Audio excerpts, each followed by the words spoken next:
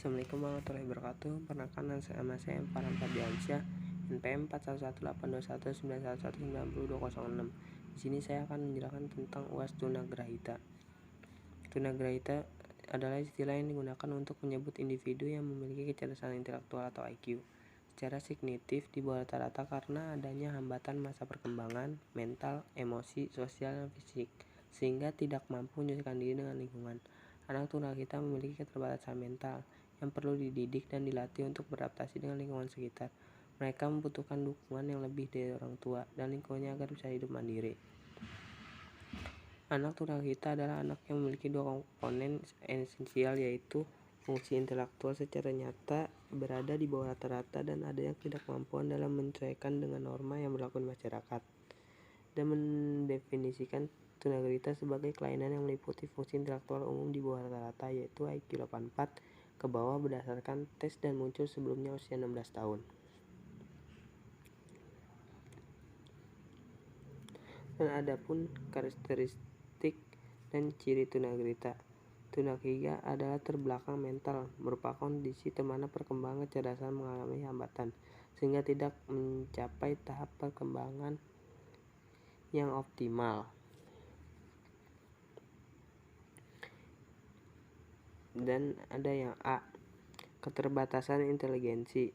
Inteligensi merupakan kemampuan untuk mempelajari informasi dan keterampilan menyesuaikan diri dengan masalah-masalah dan situasi kehidupan baru, belajar dari pengalaman masa lalu, berpikir abstrak, kreatif, dan menilai secara kritis, menghindari kesalahan-kesalahan, mengatasi kesulitan, dan kemampuan untuk merencanakan masa depan. Anak tunagrahita memiliki kekurangan dalam hal tersebut. Kapasitas belajar anak tunagrahita, terutama yang bersifat abstrak seperti menulis, berhitung, dan membaca sulit sangat terbatas.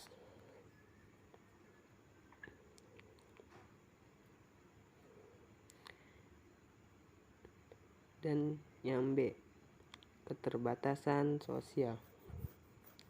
Di samping memiliki keterbatasan sosial inteligensi, anak tunagrahita juga memiliki kesulitan dalam mengurus diri sendiri dan bergaul di masyarakat. Oleh karena itu, mereka memerlukan bantuan dari orang lain untuk membantu mereka berinteraksi dengan lingkungan. Anak tunagrahita cenderung berteman dengan anak yang lebih muda usianya. Ketergantungan terhadap orang tua sangat besar, tidak mampu memikul tanggung jawab sosial dan bijaksana, sehingga mereka harus dibimbing dan diawasi. Mereka juga mudah dipengaruhi dan cenderung melakukan sesuatu tanpa memikir akibatnya. C, keterbatasan fungsi mental.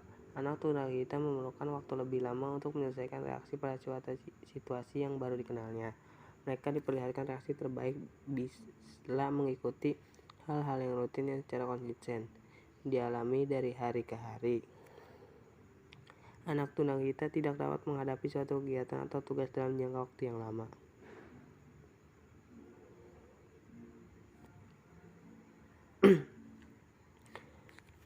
Dan adapun anak tunagrahita juga memiliki keterbatasan seperti penguasaan bahasa,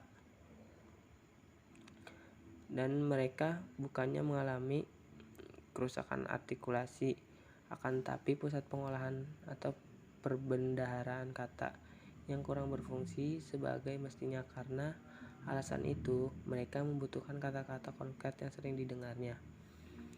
Persamaan dan perbedaan harus ditunjukkan secara berulang. Latihan-latihan sederhana seperti mengajarkan konsep besar dan kecil, keras dan lemah, perlu menggunakan pendekatan yang konkret. Selain itu, mereka juga kurang mampu untuk mempertimbangkan sesuatu, membedakan yang baik dan mana yang buruk. Karakteristik atau ciri-ciri. Yang pertama, perkembangan senantiasa tertinggal dibanding temannya sebaya. Kedua, tidak mampu mengubah cara hidupnya. Ia cenderung rutin jika terjadi hal baru di lingkungannya yang menjadi bingung dan risau. Ketiga, perhatikan tidak ada dapat bertahan lama amat singkat. Empat, kemampuan berbahasa dan komunikasi terbatas untuk umumnya anak gagap. Sering tidak mampu menolong diri sendiri. Motif belajarnya rendah sekali. Irama perkembangannya tidak rapi, suatu saat meningkat tinggi tapi saat yang lain menurun drastis, dan terakhir tidak peduli pada lingkungan. Faktor atau penyebab tunagrahita. Faktor yang terutama faktor keturunan, terjadi karena adanya kelainan kromosom, inversi, deletion, duplikasi, dan kelainan gen. Dan gangguan metabolisme gizi, kegagalan dalam metabolisme dan kegagalan yang memenuhi kebutuhan gizi dapat mengakibatkan terjadinya gangguan fisik maupun mental pada individu seperti gangguan metabolisme asam amino, infeksi dan keracunan. Di antara penyebab terjadinya ketunarungutan adalah adanya infeksi dan keracunan yang mana terjadi selama janin masih berada dalam kandungan ibunya. Dan adapun trauma dan zat radioaktif.